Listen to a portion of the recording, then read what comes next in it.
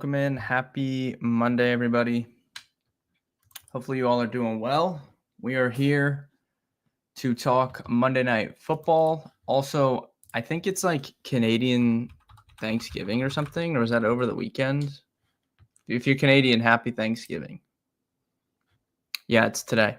Happy Thanksgiving to my fellow Canadians. I know we have quite a few of them in here now that Steve and Aiden and Caleb have been coming on the stream. So I know we have a pretty big Canadian audience out there. Dewan, what's up? Jim, what's up? So quickly, I'll recap yesterday, and then we'll dive into these two games tonight. I ended up breaking even in the betting streets. So had the Travis Hunter ladder just did not work out. Probably going to have to wait till after the Jags bye week for him to see like a big target increase, I guess. I don't know. It's like I'm not – like I've said this all the time. Like I'm not going to pretend to be an NFL coach, but I don't understand how we're not giving Travis Hunter a couple, slants. It doesn't make any sense to me. But yeah, so that did not work out. I did give out, which I'm going to clip this and post it later on the stream yesterday. We did give out the touchdown parlay, which was Jake Ferguson and Tucker Kraft 6-1. That won, so that helped out. And then I had a big play on the Chiefs -2.5 last night. So ended the night really good after a kind of a bad day. DFS, we'll do the full recap on the DFS video, but cash games picked the wrong, combo, which, that's going to happen a couple times a year. There's going to be a couple slates where, you pick the right 2v2 or 3v3, and there's going to be some slates where you pick the wrong one. That's kind of the name of the game when you're dealing with these coin flip decisions. But unfortunately picked wrong yesterday. I had a decent tournament team that I made on the stream when I was talking to Matt. So had the Cowboys double stack with Pickens and Ferguson, and had like Josh Jacobs on that team, had DK Metcalf on that team. So cash decently with that team, but no big sweat yesterday. And then unfortunately chose the wrong cash game pairing, but live and you learn. It happens. We'll be on to week 7 after tonight. You said interesting. I wonder if they celebrate both. So from my experience, because I've worked for Rolling Insights for around a year now, I don't think they celebrate American Thanksgiving, but because a lot of so obviously Rolling Insights deals with a lot of American clients, like a lot of companies that use our data are American. So they're obviously not working on Thanksgiving for the most part. People in the sports world are, because there's football going on and stuff like that. But I think they just work and watch football over there. But today is Canadian Thanksgiving, which I didn't know that before I started working, for a Canadian company. I didn't know kind of how that worked, I guess. But yeah, interesting nonetheless. Hunter usage is weird. I agree, Ryan. It just sucks. I hate when I give out something like that and it loses. Like, obviously it sucks for me to lose my money, but I want to win you guys money. That is my main goal in all of this, but I digress. Anything else from the weekend? James Franklin got fired. Penn State made the right decision there. He should be fired. Just an embarrassing run out. If you're a Penn State fan, I'm sorry. So Penn State came into the season thinking that this is the year they were going to get over the hump. They had their quarterback back. All the signs were clicking for them. Like they were going to get over the hump and win a national title this year.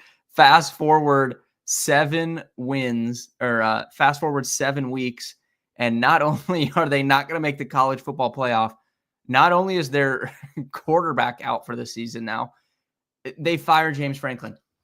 Even I, as a massive James Franklin hater, never thought there was a run out where he got fired after this season, let alone during the season. Just an insane run out for Penn State this year. Crazy.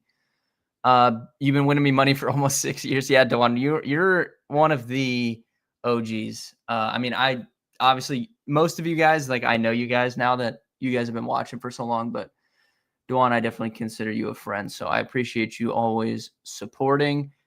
I do think the Callahan was a fair firing.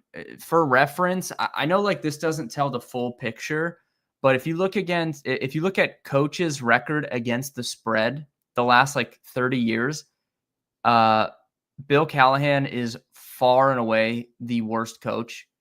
And a lot of those lines are single digit. They're not 15-point underdogs every week. They are never in these games. It's crazy. I think I saw he was 4-19 as a Tennessee Titan coach against the spread. The next closest was like Urban Meyer was 4-9 when he coached the Jags. 4-19 is unfathomable. Like they are truly never in these football games. And yeah, I feel bad for Cam Ward, Guru. Like, I mean, he gets like, I thought the Titans could surprise some people this year if Cam Ward hit, what I think he could be. But, I guess I underestimated how bad the coaching is because they have no chance of that. And, it's going to be a lost year for him, but hopefully he can recover because I like Cam Ward. I think he's a good kid. I hope he can recover from this. And yeah, Brian Callahan's what I meant, Jim. My apologies. I think I misspoke. Bill Callahan, obviously being his dad, who is on the coaching staff. But yeah, I meant Brian. But Brian Callahan, 4-19 as a Tennessee Titans coach against the spread. I don't even know how bad.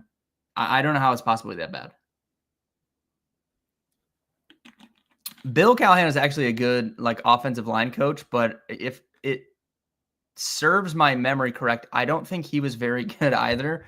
When he got awarded opportunity to be head coaches in his career, I don't think he was very good either. So maybe they're just better coordinators. Sometimes that happens. But Brian was so bad with the Titans. I don't know if he'll get picked up, honestly, to be a coordinator. He might have to go down a few notches before he gets another crack, even at a coordinator position, because I mean, it was bad. Also, Jim, I apologize. I told you not to drive. I told you not to drive 20 minutes to bet Kent State, and they just absolutely in hindsight, I did love the spot, but I just didn't want you to drive 20 minutes. So I apologize for that, Jim. But yeah, the Golden Flashes came through for us over the weekend.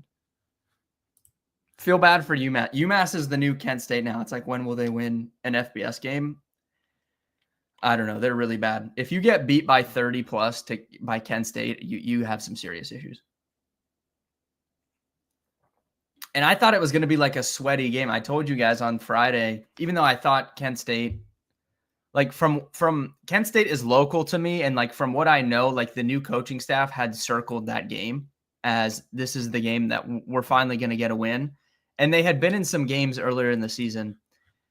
So, I just felt good about them putting it all together, but I still thought it was going to be a sweaty game. I told you on Friday, I was like, there's going to be turnovers. There's going to be referee controversy, but they came right out and they returned the opening kickoff for a touchdown. It was a sweat-free win. That was nice to have a 2-unit play. And it was a sweat-free win is nice because usually it does not work out that way.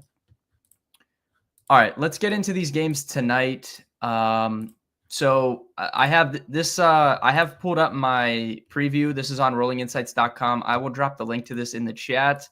This is obviously free to read. You can go check this out after the stream if you want. You made the drive. Much cheaper beers over the state line. I got to put that back. All right, there we go, Jim. I'm glad that you get to put that in then. So first game, we have Bills-Falcons. Bills are -4.5, total 49.5. So lots of offense expected tonight. The total in both games is 49.5. I'm just a little bit down on the Bills. So I didn't like them much coming into the season.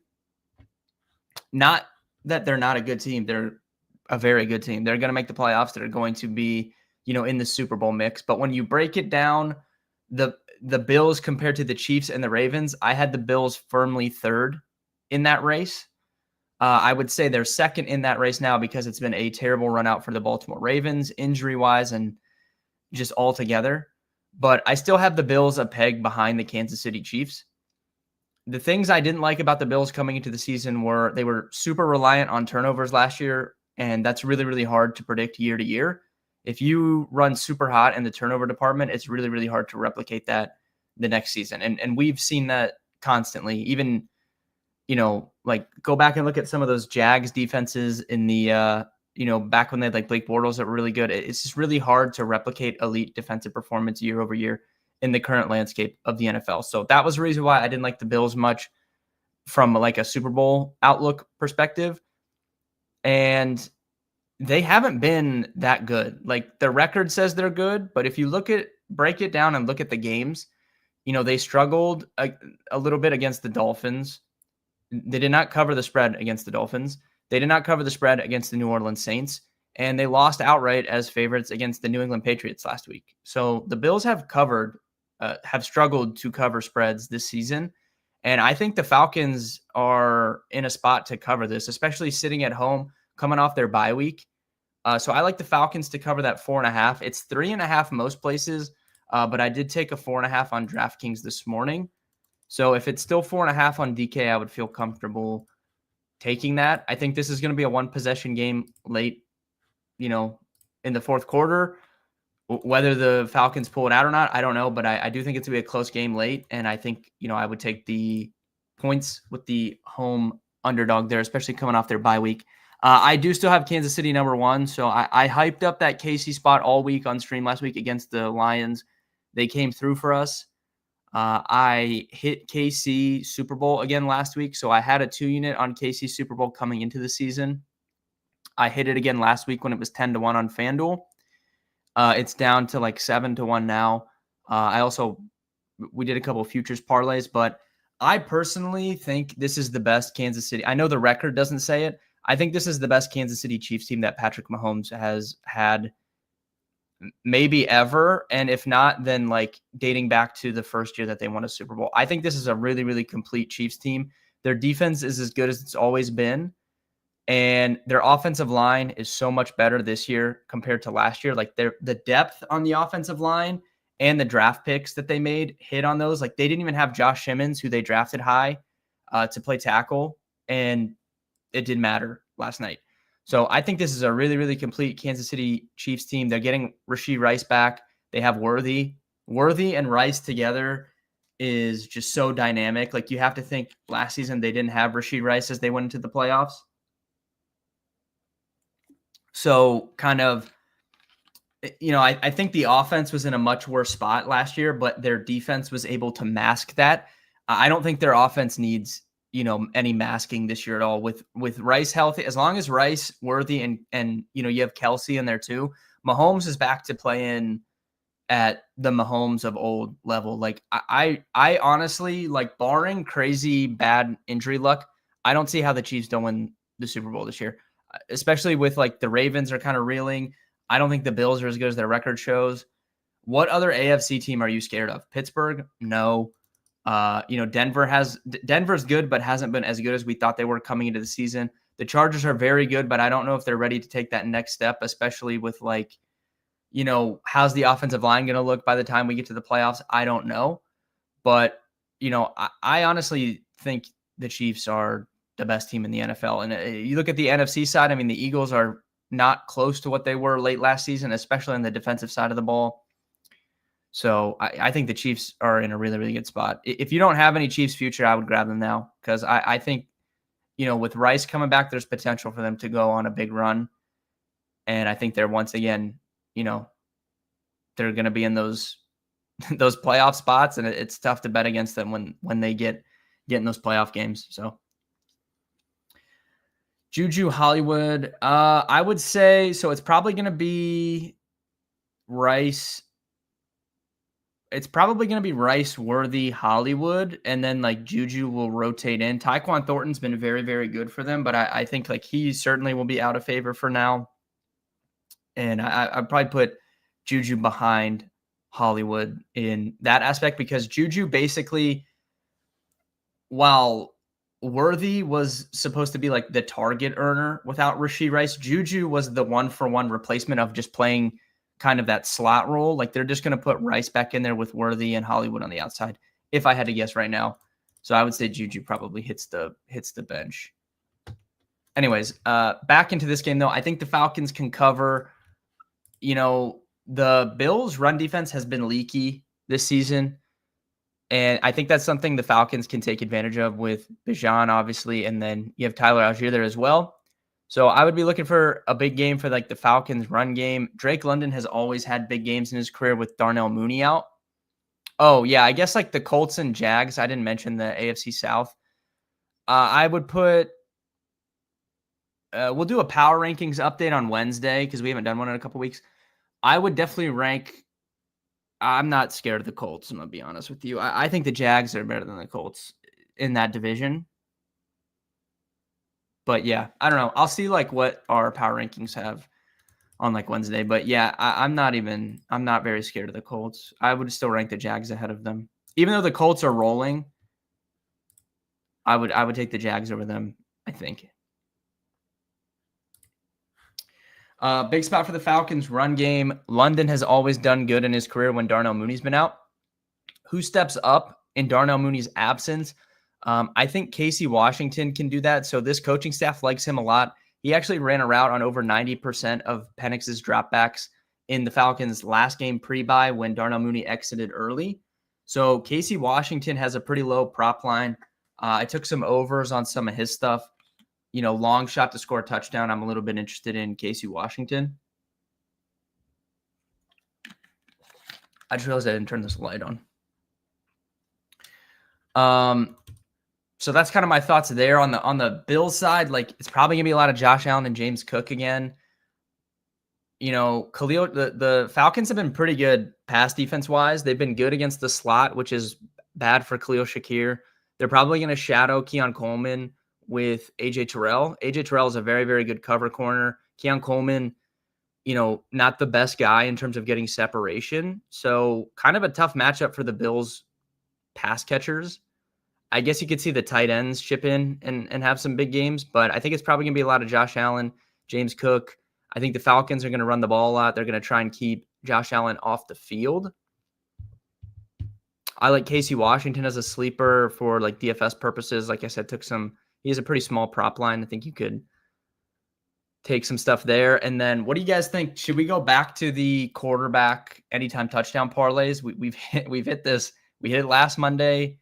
We hit it a couple times earlier this season. I think you can do it in both games. I think you could do Josh Allen and Penix, and it's going to pay out pretty nice. And in the next game, I think you could do Caleb and Jaden, and it's going to pay out pretty nice. So I think we go back to the quarterback anytime touchdown stuff tonight and see if we can run our luck up again. I really like it in the next game. Like obviously Jaden Daniels could score a touchdown and Caleb could too. I think I really like it in the next game, but you might as well play around with it in this first one too, just because it's been hitting so often. And then even last night, like I know it was a weird trick play, but Jared Goff scored and then it got called back, but he scored and then Mahomes ran another one in. Like, I don't know, for whatever reason in these primetime games, the quarterbacks have been scoring at a extremely high rate this season. And we've been winning on it so far, so we might as well keep it rolling. I think Falcons cover though. And we can move on to the Bears and Commanders. This is going to be a really fun game. Commanders minus 5.5. Again, total 49.5. I think the Commanders win this game. But I do think, like the first one, I think it'll be a close game. Again, Bears coming off their bye week. So maybe, Ben Johnson was able to kind of install some stuff. I think how I would be looking at this game, which is what I wrote here, very similar to Atlanta, looking to exploit the Bills' run defense. The Commanders are probably going to look to exploit the Bears' run defense, especially with like how banged up. No Noah Brown, no Terry McLaurin. Debo's going to play, but even he has been banged up. So Bill Krosky-Merritt is probably going to be in for a nice workload here. He has been good when the Commanders are winning games in a positive game script. So that's something I would look out for. Maybe if the Commanders get down in this game and they have to come back, maybe he doesn't have quite as big of a game. If they're playing from ahead, I think he can have a really big game. The Bears are giving up the highest yards per carry in the NFL from a team level, 6.1 yards per carry. They are getting TJ Edwards back tonight, who will really help out in the run game at linebacker. So look out for that. Like maybe he can pitch in and help stymie that run game a little bit. but I don't see any problems really for the Commanders offense here outside of how thin they are with like no McLaurin, no Noah Brown. They're going to need someone other than Debo and Bill and Ertz probably to step up, whether that's Lane, McCaffrey, Chris Moore. It's going to have to be one of those guys. But yeah, I think the Commanders win this game, but I do think it's going to be close. So I guess maybe I didn't bet it, but maybe you could lean Bears plus 5.5. But I still think the Commanders are going to win the game. On the Bears side, we've talked about this, and yeah, I see your comments. DJ Moore's from so DJ Moore played at Maryland. He's from Philly. So yeah, I'm sure he might have some people there. He has always had some big games against the Commanders, though. I do remember that, Nathan. He's had some big games in primetime against the Commanders. I remember him having a big game. I don't think that was last year. I think it was the year before on Thursday Night Football. I think he had a big game against them. But we've talked about this a few times. The one way to beat the Commanders has been, big splash plays in the passing offense. They've given up the 7th most air yards on completions this season. They have given up the 3rd highest yards per pass attempt. If you look at adjusted yards per pass attempt, they've given up the 4th highest. So they've really, really struggled to defend like splash plays and down the field plays. I think how I want to look at that, like most people will look at that through the lens of like, it's a good spot for Odunze, which it is. No denying there. He can get down the field and be a big play guy, but I kind of want to buy into a post-bye rookie bump for Luther Burden. We saw him score a long touchdown on a flea flicker against the Dallas Cowboys. He really hasn't done anything other than that.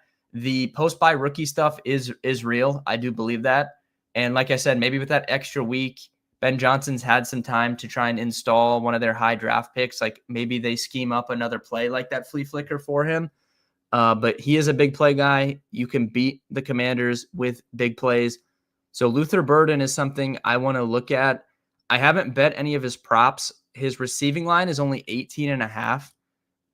So, I mean, he could go over that on one catch. So maybe you look at something like that.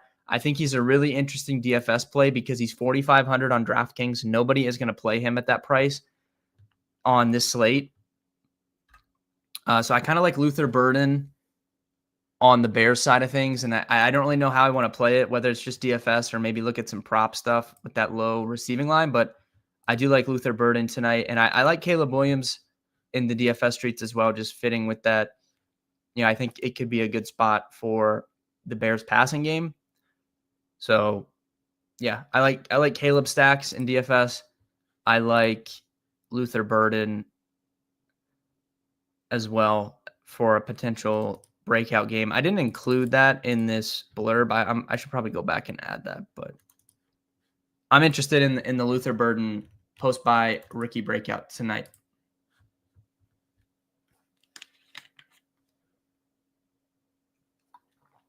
Yeah, Nathan, somehow Maryland in my lifetime of doing content and really getting into sports, they've had some good receivers. They had DJ Moore, they had Stephon Diggs, Rakim Jarrett was really good when he was at Maryland, and they've never been good at football. It's pretty crazy. Dewan, are you I would assume, so do you guys like Maryland? Is that how that works?